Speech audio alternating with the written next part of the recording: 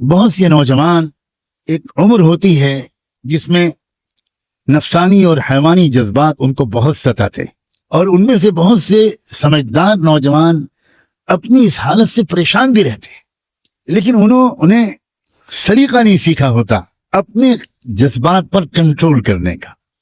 ان میں سے جتنے نوجوانوں کو ذرا فکر مندی نصیب ہو جاتی ہے، وہ تنہائیوں میں اپنے راز کھولتے ہیں اور وہ بتاتے ہیں کہ میں اس بری عادت میں مبتلا ہوں۔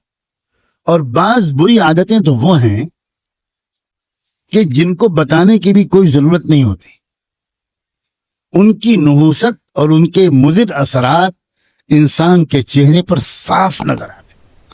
ابھی چند دنوں پہلے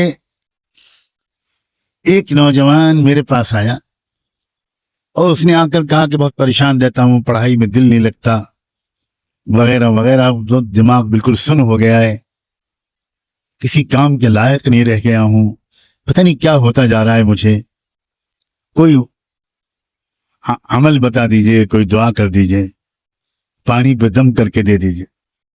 اب وہ بیچارہ کھل کے نہیں بتا پا رہا تھا، اور علامتیں بالکل صاف تھیں کہ یہ بیچارہ نوجوان یہ اپنی انرجی کو، اپنی طاقت کو یہ تنہائی میں اپنے ہاتھ سے ضائع کرتا ہے، یہ اس گناہ میں پھنسا ہوا ہے۔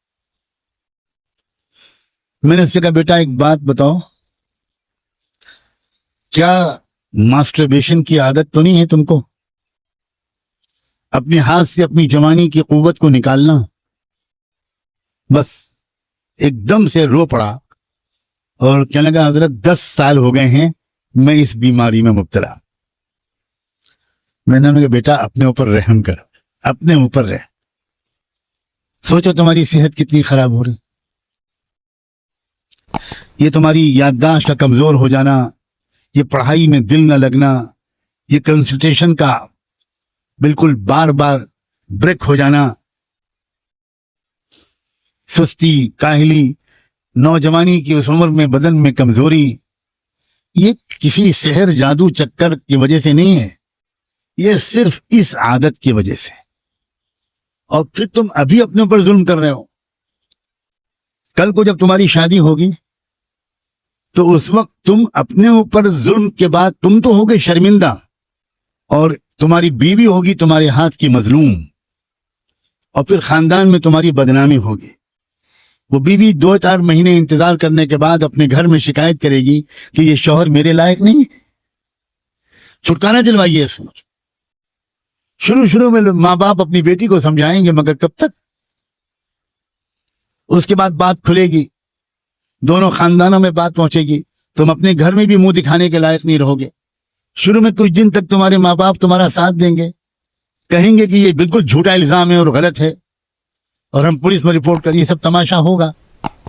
بالآخر ڈاکٹر حکیم کے پاس جاؤ گے اور وہ تصدیق کر دیں گے کہ بالکل صحیح بات ہے، یہ لڑکا اپنی بیوی کے لائق نہیں ہے۔ تم اس زندگی کو جہنم بنا رہے ہو بیٹا،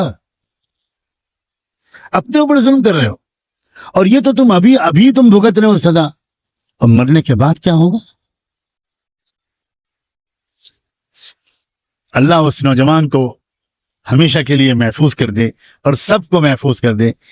اس نے پھوٹ کے رونے لگا، اس نے کہا نہ میں پانی پہ دم کراؤں گا، نہ دعا و تعویذ کے لیے کہوں گا، آپ مجھے ترکیب بتائیے کہ میں اس سے کیسے اپنے کو بچاؤں۔ میں نے کہا بہت آسان ترکیب، بہت آسان ترکیب۔ دیکھو، خیال دماغ میں آئے گا، خیالات کے آنے کو شروع میں روکا نہیں جا سکتا، بالکل آئے گا۔ اب تو تم اتنے زمانے سے عادی ہو گئے ہو، لیکن خیال کو عمل میں تبدیل ہونے سے روک لینا یہ تمہارے اختیار میں۔ اور اس کی ترکیب یہ ہے کہ تم فوراً اپنی حیت بدل لو۔ اگر تم لیٹے ہوئے ہو، بیٹھے ہوئے ہو، اکیلے ہو، کھڑے ہو جاؤ، اٹھ جاؤ، چہلنے لگو، چلنے لگو، وضو کرو، فوراً 2 رکعت نماز کی نیت باندھ لو، تسبیح پڑھنے لگو، درود شریف پڑھنے لگو، مکے مدینے کو یاد کرنے لگو، اپنی ذہن کو ادھر سے ہٹاؤ۔ 2 منٹ کے اندر سارا بھوت اتر جائے گا، تم نارمل ہو جاؤ. اتنی سی قوت ارادی، اتنی سی ول پاور تم کو اس تباہی سے بچا سکتی ہے. قطعاً مشکل نہیں.